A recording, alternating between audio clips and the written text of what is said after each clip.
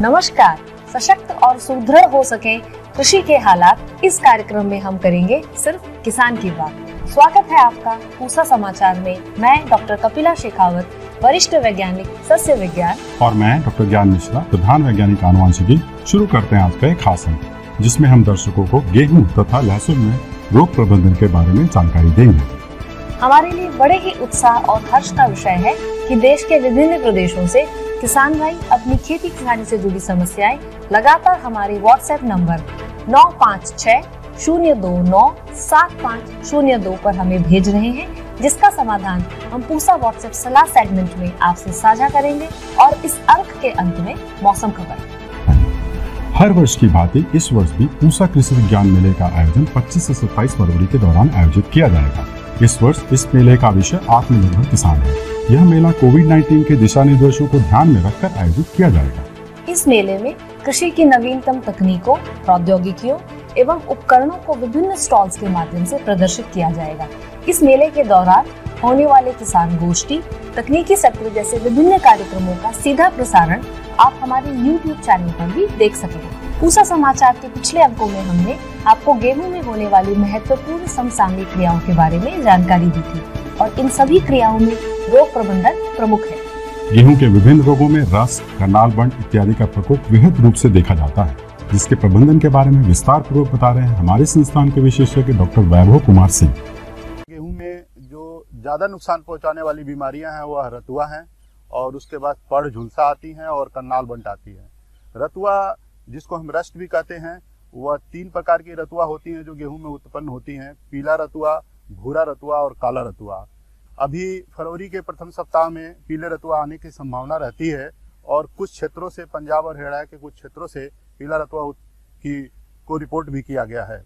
पीला रतुआ धारियों में उत्पन्न होता है, जो पीले इरोडो बीजाण के कारण होता है। भूरा रतुआ पत्तियों पर उत्पन्न होता है, जिनके भूरे इरोडो बीजाण होते हैं। और काला रतुआ तने और उग्र अवस्था में पत्तियों पर उत्पन्न होता है, जिनके काले इरोडो बीजाण होते हैं।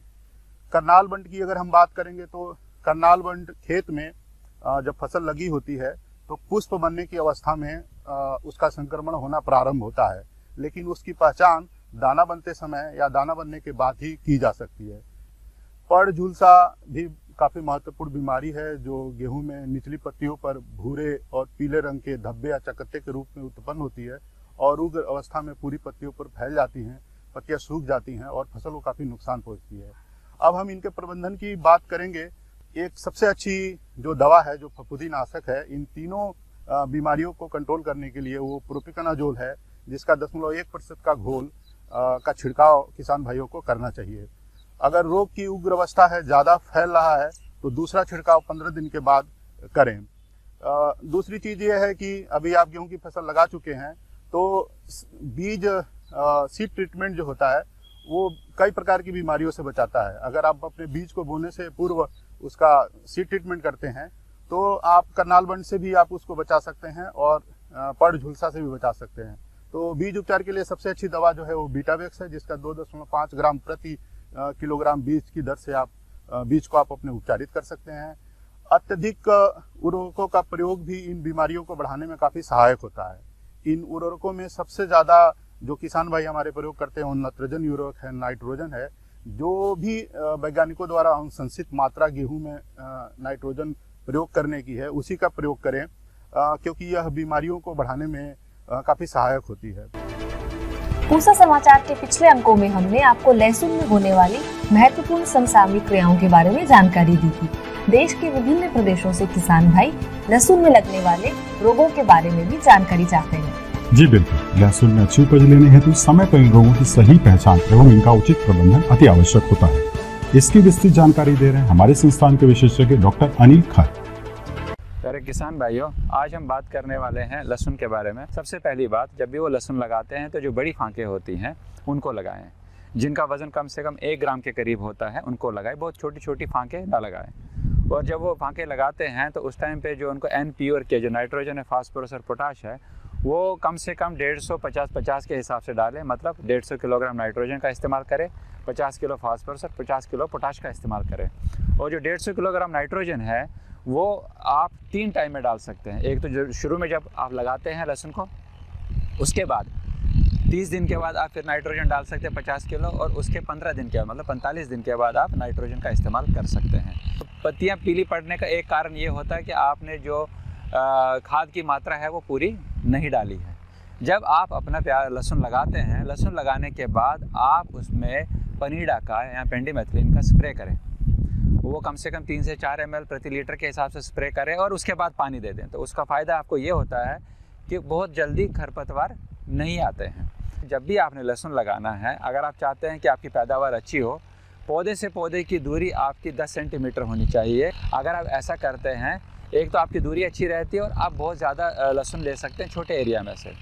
तीसरी बात आपने ये ध्यान रखनी है कि आप कौन सी किस्म लगा रहे हैं। किस्म बहुत ज़्यादा इंपॉर्टेंट होती है, बहुत ज़्यादा महत्वपूर्ण होती है। और दूसरी बात ये होती है कि लहसुन जो सर्दियों में लगता है, सर्दियों में इसकी ग्रोथ थोड़ी कम रहती है। जैसे जैसे तापमान बढ़ने लगता है वैसे आप देखेंगे आपके पौधे एकदम सुदृढ़ और अच्छे लगने लगेंगे। जैसे फरवरी में टेम्परेचर बढ़ना शुरू हो जाएगा, आपके पौधे आप देखेंगे बहुत अच्छे आ रहे हैं। उसके बाद अगर आप देखेंगे कि उसमें क्या कीड़े आते हैं या क्या, सबसे मेन चीज़ जो इसमें आती है वो है थ्रिप्स। थ्रिप्स के लिए आप क्या करते हैं, थ्रिप्स आप देखेंगे कि आपको लगता है कि आपके पत्ते चूसे हुए हैं या गिरे हुए हैं।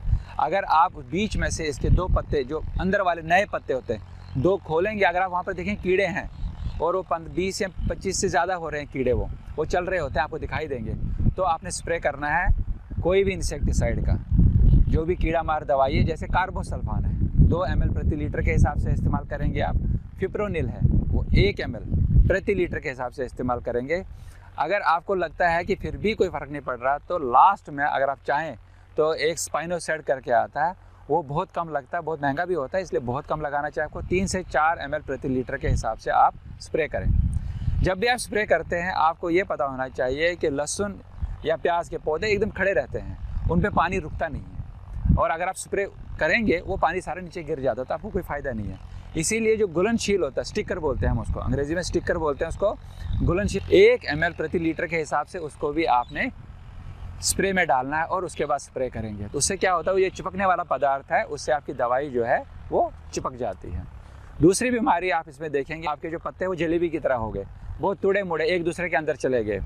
वो एक बीमारी होती है जिसे एरियोफिड माइट कहते हैं। वो माइट्स होती है, वो आपको दिखाई नहीं देती हैं, लेकिन आपको लगेगा कि वो एक पत्ते के अंदर दूसरा पत्ता चला गया। अगर सल्फ़र आपके पास है, सल्फ़र 5 ml प्रति 15 लीटर के हिसाब से आप इस्तेमाल कर दे, 5 या 10 ml प्रति 15 लीटर के हिसाब से इस्तेमाल कर दीजिए। सल्फ़र का स्प्रे करने से भी आपको बहुत फ़र्क पड़ जाएगा।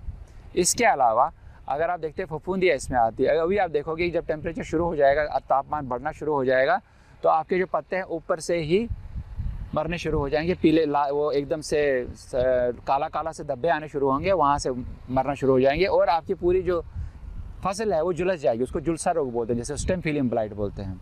उसके लिए आपको प्रीडोमिल भी इस्तेमाल कर सकते हैं, 1 ml प्रति लीटर के हिसाब से आप इसका इस्तेमाल कर सकते हैं। और दूसरी बात, अभी अगर आपका लगा हुआ है लहसुन तो कम से कम 3-4 महीने का हो गया है, अब इसके बल्ब बढ़ने शुरू हो चुके होंगे। 90 दिन के बाद आपने इसमें एक बार मल्टी के का स्प्रे करना है। पोटाश जो है इसको बल्ब को बड़ा करता है, तो मल्टी के का आप स्प्रे कर सकते हैं। वो भी आप 5 ग्राम से 10 ग्राम प्रति लीटर के हिसाब से 1 या 2 स्प्रे करें, उससे आपका जो बल्ब है वो अच्छा बनेगा। पूसा समाचार में अब समय है पूसा व्हाट्सएप सलाह सेगमेंट का, जिसमें हम आपके द्वारा भेजी गई खेती किसानी की समस्याओं का समाधान साझा करेंगे। गाजियाबाद से शिव प्रताप सिंह जी ने मटर के पत्तों के पीले पड़ने एवं सूखने की समस्या बताई है। आपकी फसल में माहो का प्रकोप हुआ है और यदि यह प्रकोप शुरुआती है तो इसके जैविक नियंत्रण हेतु 5% नीम के तेल का घोल बनाकर छिड़काव करें, और अधिक प्रकोप है तो रासायनिक नियंत्रण हेतु क्लोरोपाइरिफॉस की करीब 150 से 200 मिलीलीटर मात्रा 200 लीटर पानी में घोल बनाकर 1 एकड़ में छिड़काव करें। श्री गंगानगर से सीताराम स्वामी जी ने लहसुन के पत्तों में पीलेपन एवं मुड़ने की समस्या बताई है। आपकी फसल में कीटों का प्रकोप दिखाई दे रहा है। सर्वप्रथम स्पाइरोमेसिफेन की 200 मिलीलीटर मात्रा 200 लीटर पानी में घोल बनाकर 1 एकड़ में छिड़काव करें, और इसके बाद ट्राइसाइक्लोजोल की करीब 200 मिलीलीटर मात्रा 200 लीटर पानी में घोल बनाकर 1 एकड़ में पुनः छिड़काव करें। रोहतक हरियाणा से सोनू गिलजी ने गोभी के पत्तियों के पीले पड़ने की समस्या बताई है। आपकी फसल में माहो का अत्यधिक प्रकोप हुआ दिख रहा है। इसके रासायनिक नियंत्रण हेतु इमिडाक्लोरपिड की 60 से 70 मिलीलीटर मात्रा को 200 लीटर पानी में घोल बनाकर प्रति एकड़ की दर से छिड़काव करें। देवास से संदीप भारती जी ने लहसुन के पत्तों के पीले पड़ने एवं पौधों के सूखने की समस्या बताई है। आपकी फसल में थ्रिप्स का प्रकोप हुआ है। इसके समाधान हेतु स्पाइनोसेट की 60 से 70 मिलीलीटर मात्रा को 200 लीटर पानी में घोल बनाकर प्रति एकड़ की दर से छिड़काव करें। आइए जानते हैं आने वाले 7 दिनों में कैसा रहने वाला है देश भर में मौसम का हाल मौसम खबर में। भारत मौसम विज्ञान विभाग द्वारा दिए गए मौसम पूर्वानुमान के अनुसार अगले 4 से 5 दिनों के दौरान मध्य भारत के अधिकांश हिस्सों में न्यूनतम तापमान में 3 से 5 डिग्री सेल्सियस, पूर्व और पश्चिम भारत के अधिकांश हिस्सों में 2 से 4 डिग्री सेल्सियस वृद्धि की संभावना है। 17 से 19 फरवरी के दौरान पूर्व मध्य प्रदेश, छत्तीसगढ़ और विदर्भ में कुछ स्थानों पर गरज और बिजली के साथ हल्की से मध्यम बारिश की संभावना है। झारखंड, उड़ीसा, तेलंगाना में 16 से 17 फरवरी के दौरान गरज और बिजली के साथ हल्की बारिश की संभावना है। प्रिय किसान भाइयों, बहनों और दर्शकों, आशा करते हैं कि पूसा समाचार का यह अंक भी पिछले अन्य अंकों की तरह आपकी खेती किसानी से जुड़ी समस्याओं के समाधान में बहुत ही सहायक सिद्ध होगा। आप सभी दर्शकों से निवेदन है कि ज्यादा से ज्यादा संख्या में हमारे संस्थान के चैनल को सब्सक्राइब करें और पूसा समाचार के हर अंक का लाभ उठाएं। हमारे फेसबुक पेज और ट्विटर हैंडल को भी जरूर फॉलो करें। कृषि से जुड़ी समस्याएं या अधिक जानकारी हेतु हमें दिए गए नंबर पर व्हाट्सएप करें। आपके सुझावों और प्रतिक्रियाओं का हमें हमेशा इंतजार रहता है।